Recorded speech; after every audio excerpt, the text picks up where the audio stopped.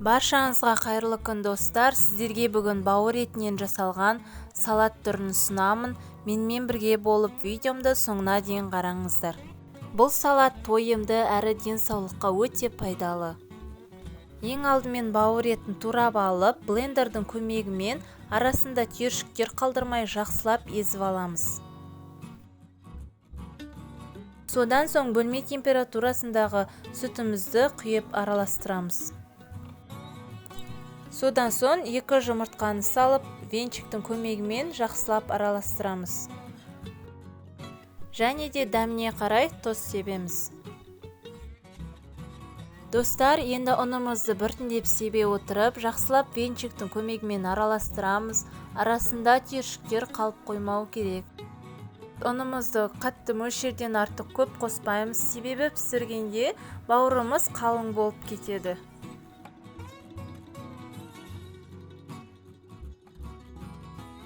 Енді осыған шамалы сұйық май қосамыз. Міне достар, біздің массамыз осындай қоймалжың болуы қажет. Біз енді арасына салатын салмасын дайындаймыз. Ол үшін біз сәбізді ұсақ теркадан өткізіп аламыз. Достар, сәбізді осылай ұсақ теркадан өткізсеңіздер, арасына жаққанда өте әдемі әрі ыңғайлы болып жағылады. Және де чеснокты да теркалап аламыз. Содан соң пиязымызды да ұсақтап тураймыз. Міне достар, біз салмасына да заттарымызды турап дайындап қойдық. Енді табамызды қыздырып, шамалы май құйып, осылай жағып шығамыз.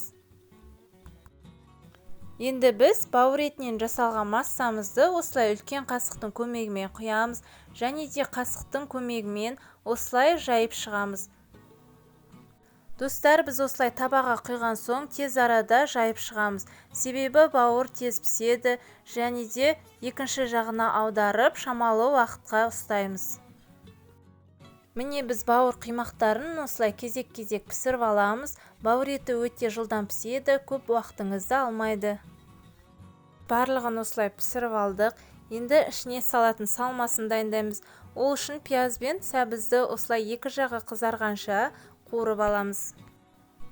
Міне достар, біздің бауыр қимақтарымыз дайын болды. Өте жұқа әрі біркелкі болып шықты.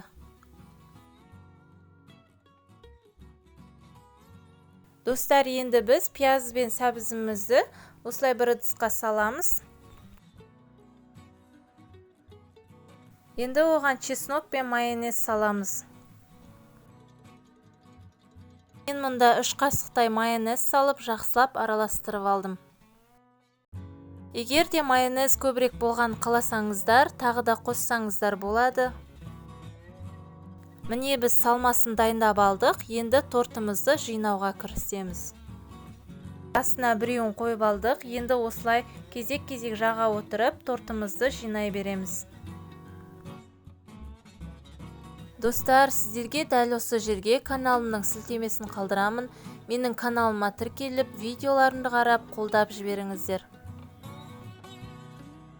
Біз барлығын жинап болып қалдық. Ең үстіне осылай қалғанын жағамыз. Енді үстіңгі бөлігін осылай сәндеуге кірісеміз. Мен алдын ала жұмыртқа пісіріп алып, сыртқы ақуызын осылай үккіштен өткізіп, сыртына себеміз.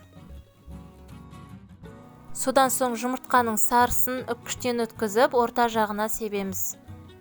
Міне біздің бауырдан жасалған торт та дайын болды. Бұл салатты салқын жерге қойсаңыздар, арасы сіңімді болып, жақсы болып тұрады. Содан соң ең артынан үстін сәндеуге кірісеміз. Бұл салатты әркім өз қалауынша сәндеуге болады. Мен бұл жерде петрушканы турап, осылай жан-жағына сеуіп шықтым. Сіздер де осылай сәндеп немесе әркім өз қалауынша басқаша жасауға болады. Міне достар, біздің бауырдан жасалған салатымыз дайын болды.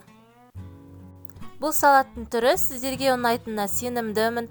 Денсаулыққа өте пайдалы, тойымды салаттардың бірі болып табылады. Сіздер де дәл осы рецептпен жасап көріңіздер. Видеомды қарағандарыңызға рахмет. Сіздерге ас болсын.